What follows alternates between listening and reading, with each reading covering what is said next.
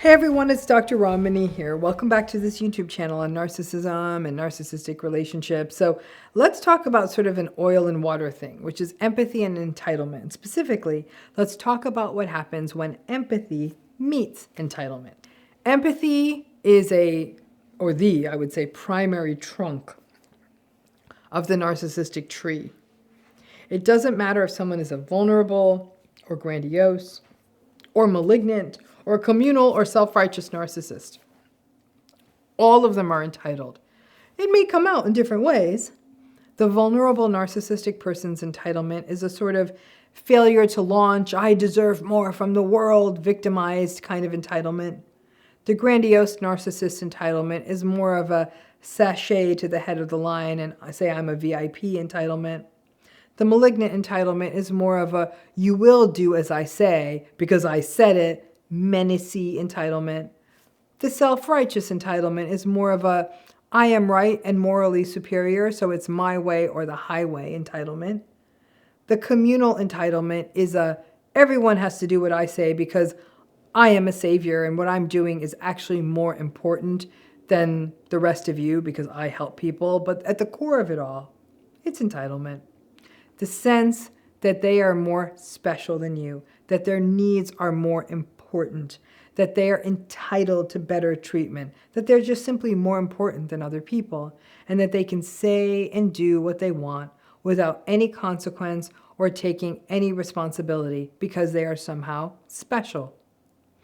Research has clearly shown that entitlement is the consistent through line of narcissism and is one of those qualities of narcissism that is bothersome, whether you are a stranger meeting the narcissistic person for the first time or if you've known them for years. The entitled person takes very good care of themselves. They demand what they want from everyone. And many, many entitled people will actually pitch this as a good quality in themselves. They'll actually say, and not feel bad about it, say, I know what I want. I know what I deserve, so I go get it. Or they're just assertive, or they'll say, like, I paid more, so I deserve more. And they really say those things without, like, cringing at all. It's not the deserving or the assertiveness or even getting the product or service or experience they deserve. It's the belief that they deserve it more than anyone else. There is a line that many people, for example, might be waiting in at a store or something, but somehow they believe they don't deserve waiting in that line. But I guess the rest of us do, right? So entitlement inherently carries within it a lack of awareness of the needs or wants or time of other people. The entitled person will demand that someone changes a seat with them on an airplane so they can sit next to someone they want, with little regard for the fact that they are offering a less good seat to the person they are asking to switch with them, or without regard for the idea that that person chose that seat for a deliberate reason. The entitled person will snap their fingers at a busy server and wonder why they aren't getting served when there are 4 other tables who have been waiting longer than them. The entitled person will yell at the parking lot attendant about why there are not enough parking spots and that they are very late and this isn't fair while there is a line of 20 other cars waiting for the same parking lot. The entitled friend with money will get very nasty with you when you can't just go out to dinner because you don't have the money or the child care or access to other resources that they have. They believe, entitled people believe, that their problems are worse than anyone else's, and entitled people think we want or need to hear them. They also don't have perspective.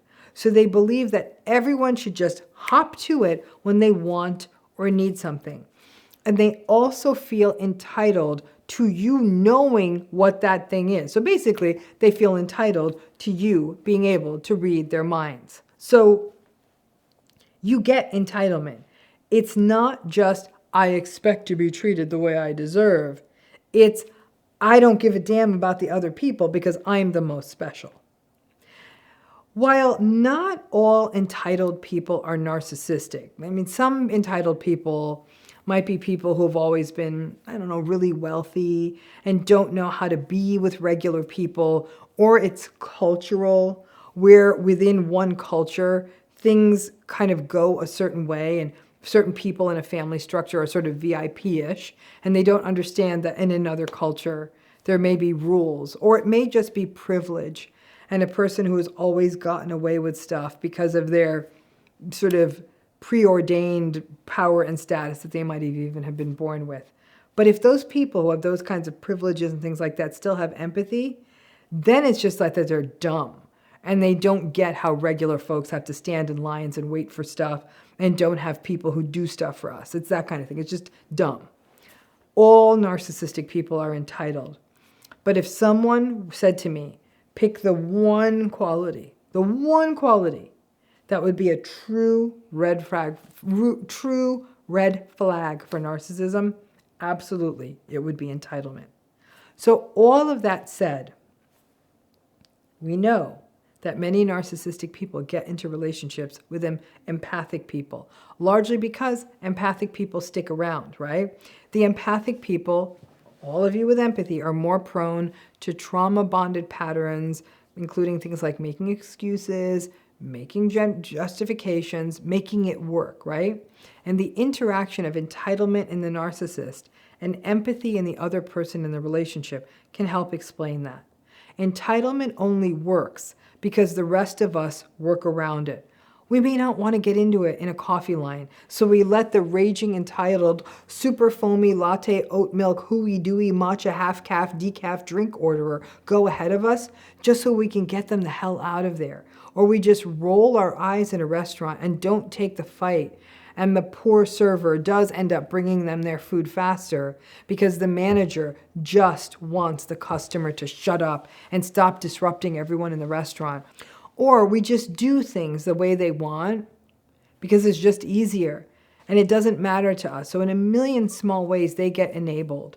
That's not to say that we're doing this consciously or that we're at all responsible for their bad behavior, but we have to live our lives. And if we got into it with them over every little entitled thing that they do, it would be a full-time job. And it already feels like one to be in one of these relationships with a narcissistic person. The empathic people will often empathize with the narcissistic or the entitled person's tantrums and fall into things like, oh, that's just how the way they are, or let's see if we can find a solution. Those mindsets, which often characterize any of us who are empathic. Empathy isn't just about emotionally connecting with another person. It's also about attempting to understand the experience of the other person. And all of that empathic understanding can translate into trying to make it work for the narcissistic person. Things like, oh, they're upset, or I get it, it's hard to wait for your coffee when you're tired, or let me try and make it better because clearly they're struggling. Oh, they just want to eat at a certain time because they're hungry. Who wouldn't want to eat when they're hungry? So let's just make it happen for them, and then I'm sure everything will be fine. I get it. Waiting in line is terrible. So when they're upset about having to wait in line, I can totally understand that. These are the things that empathic people say. The empathy of so many people in narcissistic relationships, that concerted and genuine attempt to understand the point of view of the other person. When you try to do this and the other person is entitled, that's when it turns out to be a bit of a mess. Because you are the empathic person who's always making allowances for their behavior. Maybe they are tired. Maybe they are hungry. Maybe they didn't mean it. Maybe that's how they just grew up. Maybe this is really important to them, and on and on and on. And this empathy is such an important, wonderful quality in you. It really is. Empathy fosters social connections. It builds community. It creates supportive networks around you. It's good for you. Until it's not good for you. And it's not good for you when your empathy runs into a really entitled person.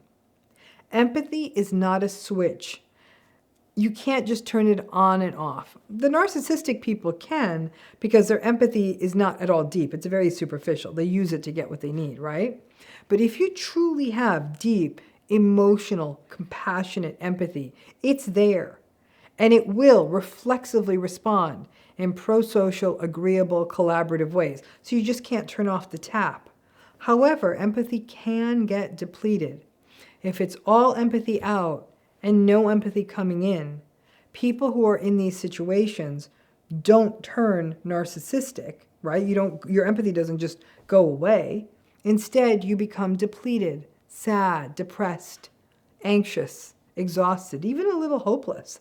This all out and none in can also foster self-blame, with the empathic person being more likely to blame themselves than to take a critical look at the situation and recognize that they are trying to keep two-way traffic going on a one-lane road.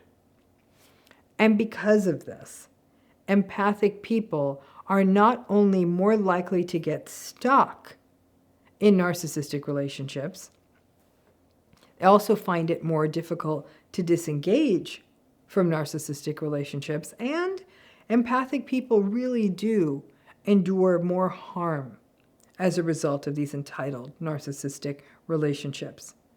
The one way giving will catch up with you. And in fact, many empathic people will become quite isolated and lonely as a result of narcissistic relationships.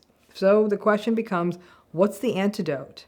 Remember that you can still be empathic while recognizing the toxic and harmful dynamics. And that empathy may mean that you're not turning around and you're not going to be mean or cruel to the narcissistic person, but to also recognize that there is nothing that you can do to please them. And also do a bit of empathy gymnastics and recognize that as much as you may want to empathize with them about how terrible it is that they have to wait in a line with the unwashed masses, when their entitled ideation is rewarded, it really emboldens them. It rewards their entitled behavior, and it makes it worse for all the other people who are going to someday be in their path. It's not that their entitlement will stop, but they may become less bold with it. If they're complaining, "Oh, I can't believe how long this line is," you can just nod your head and do a yeah. And that sort of little tight-lipped, that crazy, isn't it, kind of look, right? Empathizing with their entitlement may be natural, but when you empathize with it too much, it can take a tiger and turn it into a roaring one. Because ultimately, your empathy, like I said, is good for you. So take it to the good folks who not only will receive it as the gift it is, but will also return it. And when that one-lane road becomes a two-lane road again, you feel repleted and restored, and you feel like you're seeing things clearly. That empathy will allow you to create healthy relationships outside of your narcissistic ones that will help you heal and carve out a sense of self and a life separated from the life you've created with a narcissistic person. So the next time you see someone throwing an entitled tantrum anywhere, don't empathize. Do the tight-lipped smile nod. If you have to react at all, do that. And then just disengage. These patterns never change. And in the world we are living in now, which is far more dangerous than it once was, engaging with people who are throwing these tantrums, frankly, is downright dangerous. And it's not worth your time. Sadly, we do live in a world where walking around and not engaging with the narcissistic folks who are squealing and screaming because they didn't get their way is always the safest path forward. Save your empathy for people who can appreciate it. Thanks again.